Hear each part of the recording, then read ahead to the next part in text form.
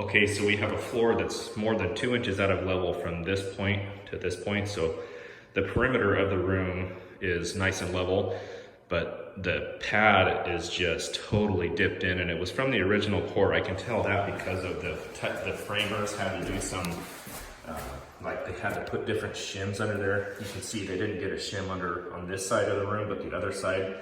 But that's actually the bottom plate. There's a good 1 inch or more gap, and then you come over here and it's down to nothing. So the whole slab was like that from the original core. It's about a 30-year-old house, but basically all we're gonna do,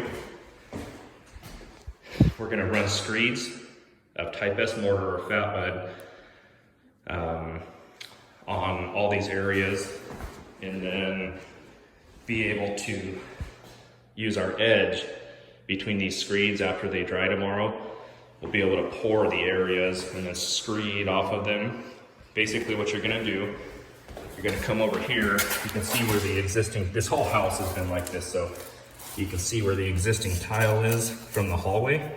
It's more than 2 inches that we've had to build up in the rest of the house, but this is the last room, and basically all you do, lay a layer of kind of a dry mixed, not real dry, but a little drier than normal type S or fat mud is what I like to use. Put your level down, tap it with your mallet, or I use the back of my regular hammer sometimes, whatever's close to me. Tap it down till you have it perfectly level and to the spot that you want it for the existing or for the next tile to come over. And then from that one, you'll level out to this next screed, run a long screed with your bigger level. Nice long screed there, here, here. And then the next day, do a couple in here, one on the back wall, one over here.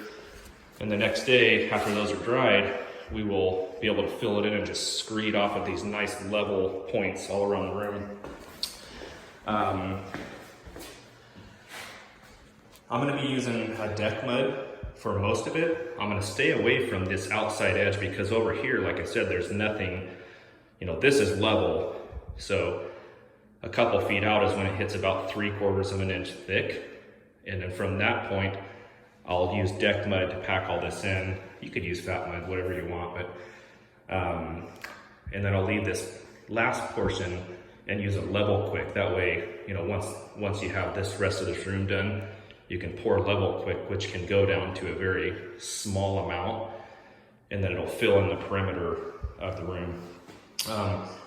You can nail down lath and stuff like that. If the whole room is recessed, I would just lath the whole thing.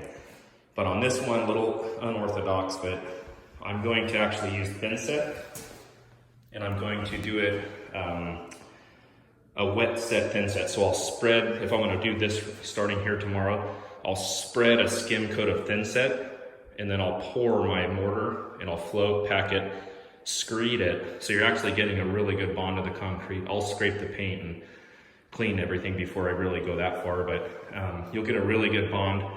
Skim coat, deck mud, or fat mud, or you can use type N, whatever you wanna use. And you don't really wanna use concrete. You could over here, but once you get over like into here, the rocks in your concrete are gonna mess you up. So I'm gonna use a mortar, clean the floor really well, wipe it, thin set layer, wet thin set, and right after that, put your deck mud on or your fat mud, whatever you wanna use, and screed this thing off. So we'll be able to have a perfectly level floor when we wanna come in here in a few days after it's cured to install it. And I'll roll a whole layer of red guard on the entire floor. That'll just give it a little more crack protection, moisture protection, that kind of stuff. So I'll take another video tomorrow once we get started on the screed process. Okay, so we got started on the first couple screeds. You can see on this side over here, we're down to nothing. It's all the way down to the concrete because we know this exterior perimeter is all level. We've already checked that, but you can see as we come over to this direction, you can see how far we're built up. little more than a couple inches, so that we can continue on with this floor.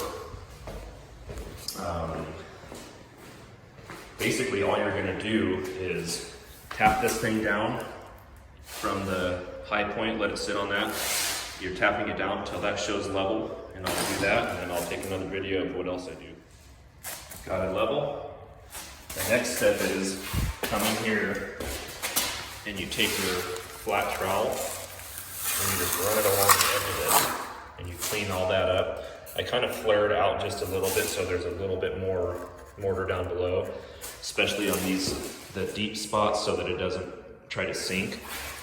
And you just go like that on both sides.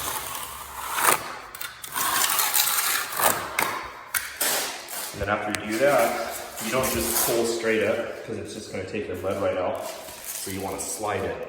You want to slide it to the side, do a little wiggle, and then you'll come up with something like that.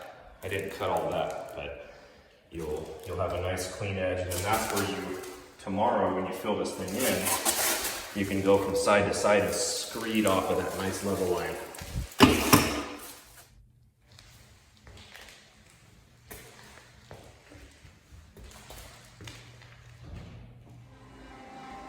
Okay, so the screeds are all dry, nice and hard.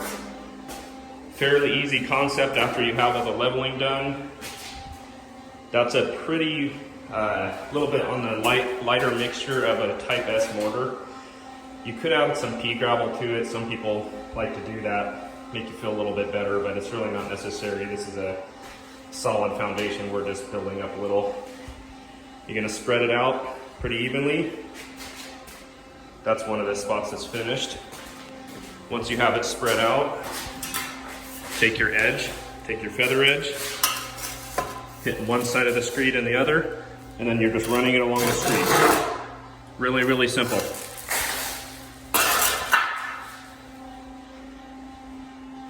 Then all I'm doing is just taking a flat trowel while it's still pretty wet, and I'm just hitting it very lightly with the flat trowel to make sure it's a really nice, nice surface with not a lot of divots or bumps or anything.